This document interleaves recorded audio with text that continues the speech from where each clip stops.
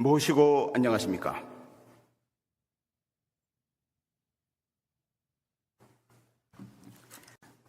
새 봄의 기운과 함께 천도교는 앞으로 3년간 교단을 이끌어갈 신임 교령님을 비롯한 중앙정부 집행부를 새로 맞이하였습니다. 이를 계기로 무국대도의 앞길이 활짝 열리기를 기원합니다. 저는 언젠가 30세를 조금 넘은 청년 동독과 대화를 하였습니다. 그 청년은 천도교의 가르침에서 큰 희망을 느끼고 있다고 말했습니다.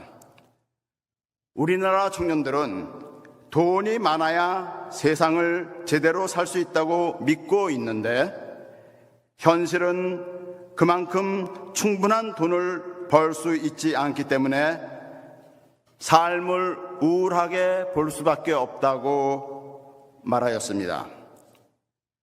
그런데 천도교의 가르침에서는 물질적 향락은 오히려 천지 부모를 해치는 잘못된 삶이며 만물을 하느님으로 공경하여 물질적으로 소박한 생활을 하는 것이 올바른 삶임을 가르쳐주기 때문에 청년들에게 올바른 삶에 대한 희망을 줄 수 있기 때문이라고 하였습니다. 실제로 대교당에는 20, 30대 젊은이들이 자주 찾아오며 그들 중에는 입교를 결심하는 경우도 있습니다. 이렇듯 젊은이들이 천도교를 찾는 이유는 경제 환경 등 자신과 주위 사람들의 불안정한 미래, 물질 만능 풍조 속에서 점점 더 치열해지는 사람들 간의 경쟁과 갈등, 극단으로 치닫는 국내 정치 상황, 국가 간의 전쟁, 전 지구적 환경 파괴와 기후위기 등 거대한 혼란 속에서 세상 사람들이 올바로 살아가는 길이 좀처럼 눈에 들어오지 않기 때문입니다. 참다운 삶의 길을 찾는 것은 나이가 드신 분들에게도 마찬가지입니다. 바쁜 직장 생활 속에서도 평소에 품어왔던 동학사상에 대한 관심으로 천도교를 알기 위해 찾아오거나 혹은 은퇴하여 시간적으로 다소 여유가 생긴 상태에서 자신 앞에 남아있는 삶과 극단으로 치닫고 있는 세상이 나아가야 하는 길에 대해 생각하면서 찾아오는 경우도 있습니다. 이렇듯 사람들은 진리의 길을 찾고자 합니다.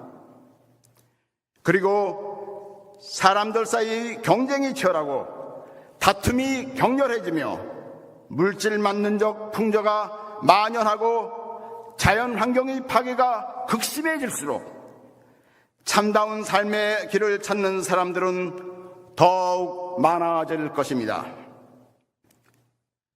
그런데 이러한 사람들에게 진리의 길은 단지 막연하게 보일 뿐입니다. 그리하여 천도교를 찾아오는 사람들도 단지 막연한 기대를 갖고 오는 것입니다. 이렇듯 막연한 기대를 가지고 천도교를 찾아오거나 혹은 단순한 방문을 하는 경우라도 그들에게 천도교의 가르침에 대해서 안내하는 시간은 비록 짧은 순간일지라도 무극대도의 포독을 위해 그리고 그들 자신의 삶을 위해서 매우 중요한 기회라고 아니할 수 없습니다. 그것은 당사자들의 삶을 근본적으로 변하게 하는 계기가 될 수 있으며 또한 세상이 다시개벽의 길로 나가기 위해 반드시 있어야만 하는 순간들이기 때문입니다. 그렇지만 천도교인이 아닌 천도교인들은 다른 사람들에게 천도교에 대해 알리고 설명하는 것에 대해 적극적이지 않다는 말을 많이 합니다. 또한 혹 천도교에 대한 소개를 듣더라도 내용이 주로 한자어로 구성되어 있어 이해하기 힘들다는 이야기도 많이 합니다. 그리하여 그들이 천도교에 대해 알고자 하는 것을 포기하는데 불과 며칠이나 몇 시간 혹은 채 몇 분도 걸리지 않을 수 있습니다. 그러나 대신사님께서는 이같이 쉬운 도를 자포자기하지 말라고 말씀하셨습니다. 무국대도의 이치는 무국대도의 가르침은 그 이치가 매우 쉬운 것입니다. 그리하여 가르침을 믿고 정성과 공경으로 행하기만 하면 누구나 모든 것을 꿰뚫는 지혜인 만사지에 이룰 수 있는 것입니다. 더구나 그 이치는 자연의 이치입니다. 그리하여 세상 사람 누구나 쉽게 이해하고 닦을 수 있는 것이며 따라서 누구나 이해할 수 있도록 쉽게 설명할 수 있는 것입니다. 스승님의 말씀이 주로 한자어로 기술되어 있는 것은 단지 당시의 사상이나 개념을 표현하는 방법이 한자였기 때문입니다. 대진사님께서는 이러한 문자적 한계 상황을 절실하게 느끼시어 당시에는 언문이라고 천재받던 한글로 용담유사 8편을 지으셨습니다. 대신사님께서는 이렇듯 시대적 한계를 초월하여 무국대도의 이치를 쉬운 언어로 표현하고자 노력하셨던 것입니다. 얼마 전 대교당을 처음 찾아오신 분은 천도교리에 대한 설명을 들은 후 시일식에 참석하겠다고 하셨습니다. 그분은 시일식에 참석하는 첫날 부인과 함께 대교당에 나오셨습니다.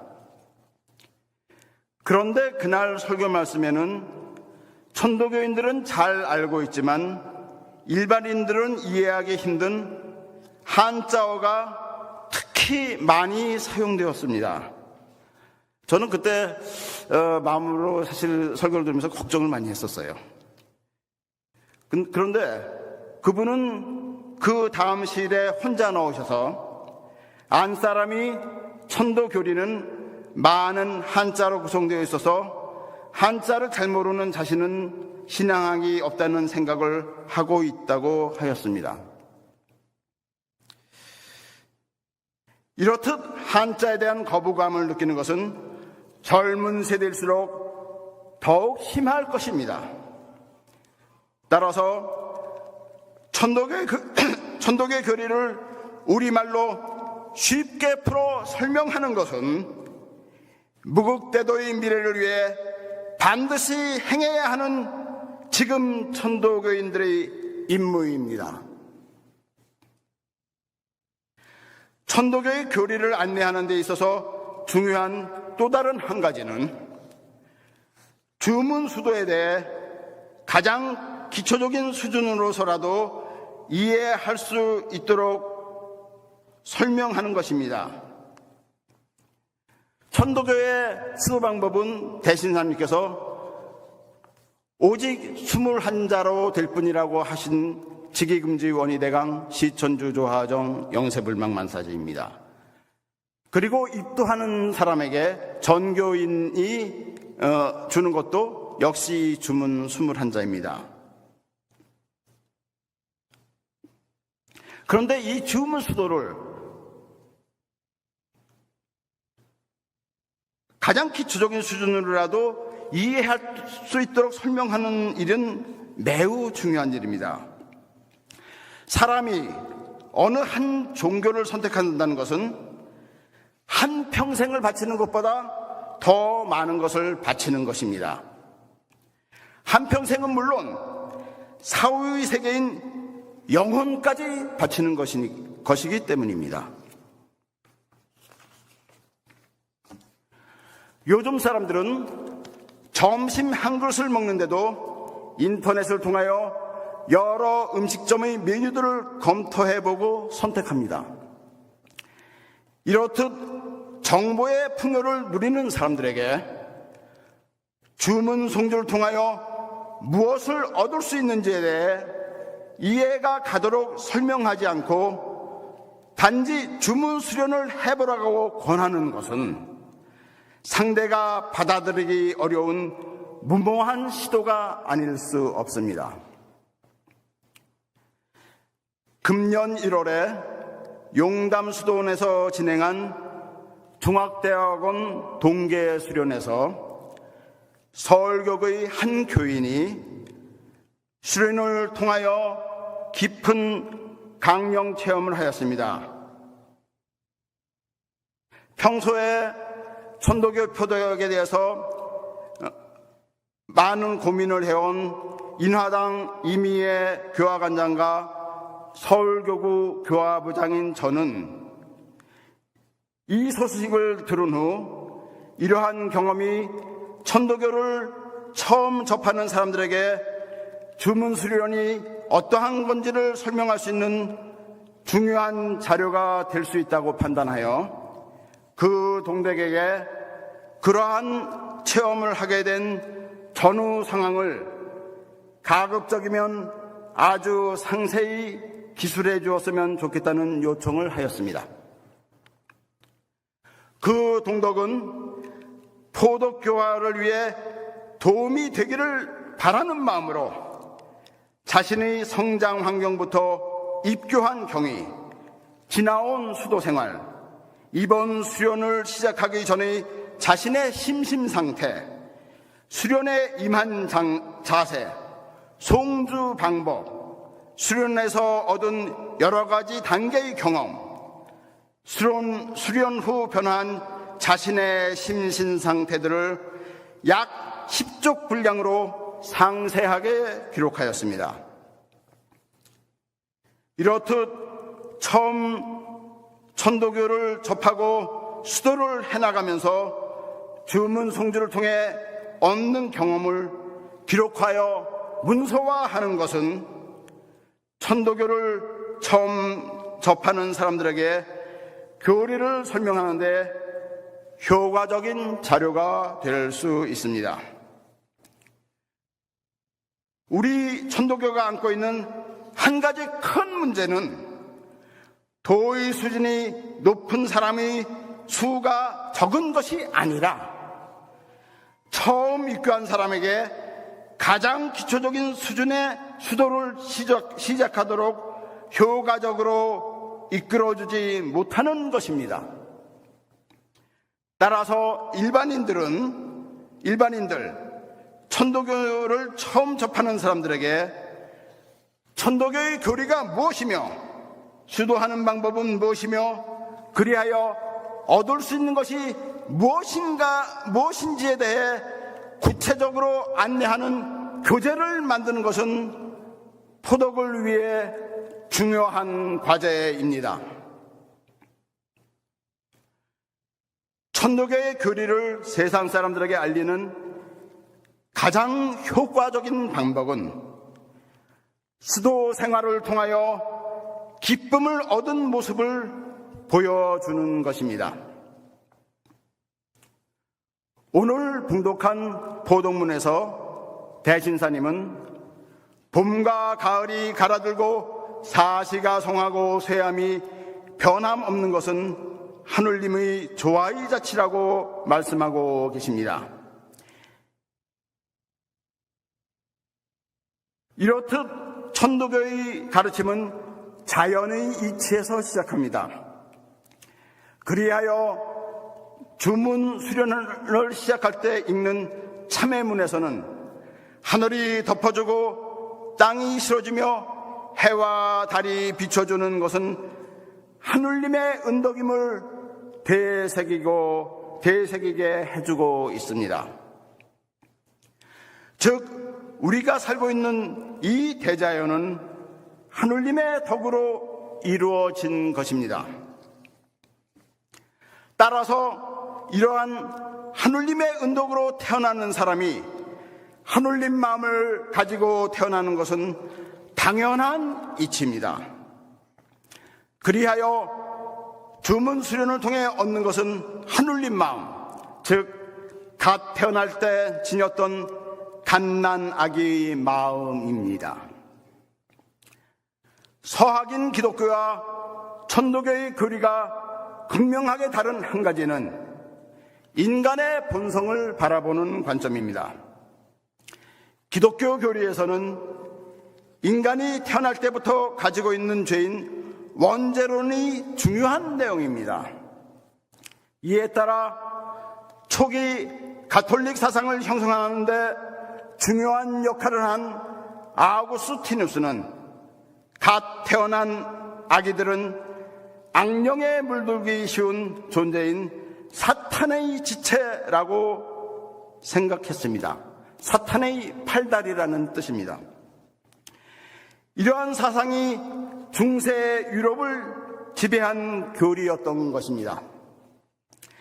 제2차 세계대전이 끝난 후 인류 사회의 영구적인 평화를 실현하기 위하여 세계 연방제 운동을 전개하고 90세가 넘은 나이에도 베트남 전을 반대하는 시위에 앞장섰던 영국의 철학자 버트런드 러셀은 그의 명저 서양 철학사에서 아우구스티누스의 이러한 사상이 지배하는 유럽이 그 후 1000년간 암흑시대를 겪게 된 것은 당연한 결과였다고 비판하고 있습니다. 이러한 기독교의 원죄로는 세계사적으로 무수한 인명을 희생시킨 침략, 전쟁과 학살, 그리고 노예제와 같은 처참한 인간 학대를 정당화시키는 근거가 되었습니다. 자연의 이치를 무시하는 이 같은 기독교의 교리를 받아들일 수 없음에 따라 오늘날 미국과 캐나다 등 북미 과학자들의 대다수가 신을 믿지 않는다고 합니다.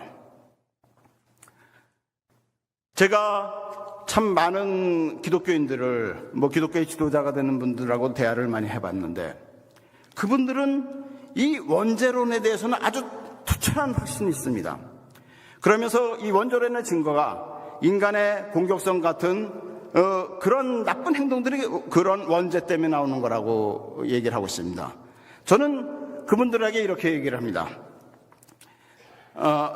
옛날 사람들은, 과학을 모르던 시대 사람들은 그렇게 생각할 수도 있었을 것이다. 그러나 우리는 지금 분명히 알고 있다. 인간의 공격성 같은 것은 인간이 지나면서 형성됐던 것으로서 인간의 유전자인 DNA 속에 있는 정보에 의한 것이다. DNA는 물질이다. 물질은 영성이 아니다. 영이 아니다. 그리고 인간이 갖고 태어난 하느님 마음이 바로 인간이 갖고 태어난 영성인 것이다. 세상에는 악령이 존재하지 않는다. 오로지 선한 하느님 마음이 존재한다. 라고 얘기를 하고 있습니다. 저는 그들은 제 얘기를 들으면 제 얘기에 대해서 반박을 못합니다. 그렇지만 돌아서서 카톡에 올린 글이나 그런 걸 보면 또 역시 원죄론을 얘기하고 있어요. 참 너무 좀 한탄스러운 일입니다.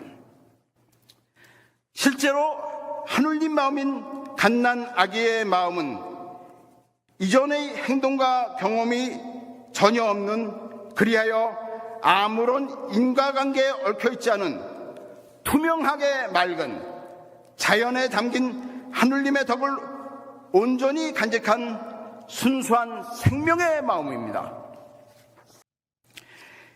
이 마음은 사람이 살면서 겪고 행함을 통하여 형성된 온갖 희노애락의 감정에 의해 갖는 집착과 편견, 욕망과 고통으로 왜곡된 의식을 벗어버리게 함으로써 세상을 투명하고 순수하게 있는 그대로 보게 합니다.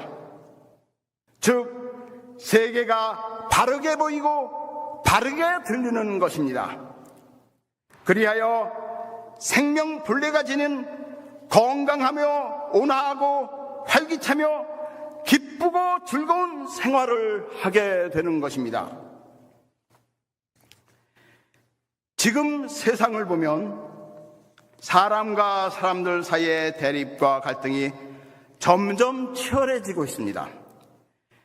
각자가 자신이 옳다고 생각하는 것을 주장하고 있는데 그 내용은 상대방과 서로 정반대가 되는 주장인 경우가 많습니다. 그 와중에 의사결정권을 가진 정치인들이 일반인의 생각하는 것과는 전혀 다른 무모한 행동을 감행하여 세상을 더욱 혼란스럽게 하기도 합니다. 각 나라는 자신의 이익을 더 갖기 위해 극렬히 대립하고 있으며 우크라이나와 중동에서 보듯이 국가 간, 민족 간, 종교 간 싸움으로 사람이 사람을 죽이는 일이 계속되고 있습니다. 태평양에는 플라스틱 더미가 거대한 섬을 이루고 있으며 지구는 점점 더워져서 인류 사회는 기후위기라는 전면적인 위기 상황에 놓여 있습니다. 인류 사회의 이러한 혼란 상황을 극복할 수 있는 길로서 사람들의 마음이 바뀌는 것, 사람들의 마음이 개벽되는 것 외에 과연 어떠한 길이 있겠습니까? 해월시사님께서는 천지도 편안치 못하고 산천초목도 편안치 못하고 강물의 고기도 편안치 못하고 나는 새 기는 짐승도 다 편안치 못하리니 유독 사람만 따스하게 입고 배부르게 먹으며 편안하게 도를 구하겠는가라고 하시면서 물질 문명의 발전이 극에 달하면 기존 도덕이 인간 사회를 이끌지 못할 것이라고 말씀하셨습니다. 스승님께서 말씀하신 그때가 바로 지금입니다. 따라서 바로 지금이 포독할 때입니다. 우리 천도교인들이 수도의 빛나는 마음으로, 빛나는 기쁨으로 세상 사람들을 맞이해야 할 때인 것입니다. 경청해 주셔서 감사합니다.